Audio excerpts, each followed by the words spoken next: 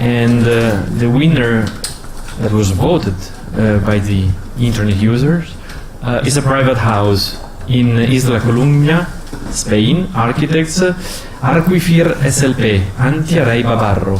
The house is the mother of each project, and this is quite an articulate program for a house, because you have put a lot of effort in creating a very dynamic, diverse project. And I must admit that at the first moment I was not really able to understand the development of the project, because I saw that there was an overlapping between the former and the addiction, the use of traditional material and the use of new material, in a way a very traditional volume with this injection of new inlet volume, and you were able to control all these thanks to the use of different material. But my first question, and I had an answer here, but it's also a question for you, was why did they keep the tile roof? And here it is said that you have very restrictive regulation in this part, and I think it's very important to introduce this to the audience. So it was not a choice. You had to keep it, and hence these projects makes much more sense to me.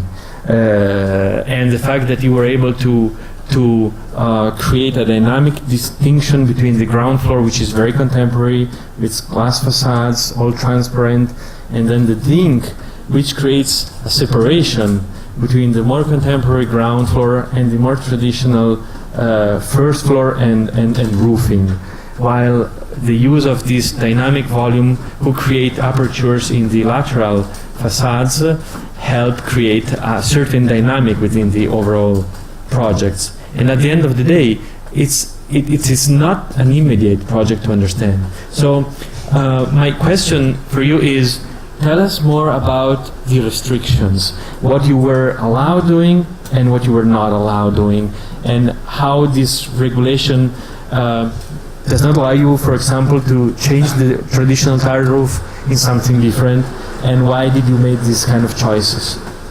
Okay, well, thank you for all the explanation. I have seen that you really, I think, understand our project. And what happened in Asturias is a small region of Spain. It's in the north of Spain, next to the Cantabrian Sea, and in that part you have to use a red tile. You know, that is the ceramic red tile. That is what you have to use. You can't choose about that. So that was like the main decision is we need that. After that, what we want is to use like the traditional materials that we have around there, that they are especially stone. The upstairs floor is granite, and the downstairs floor is limit. So it's like more, we want to make like a difference between like the upstairs and the downstairs, with the smoother stone in the top floor and like more rustic stone in the floor that is next to the crown. What we try to do, can we see like the picture before? We try to put like inside the house a little bit of the outside. So that is what we use, this stone in the inside, like in the sitting room inside of the house. I don't know what was the second question you asked me. I'm sorry. Was no second question. Oh, okay. Where is Isla Colunga? No, La Coruña no. This is Colunga. Colunga, yes, sorry. Colunga is in Asturias, north of Spain. So the climate is rainy, hot, cold, rainy. Atlantic? Atlantic climate.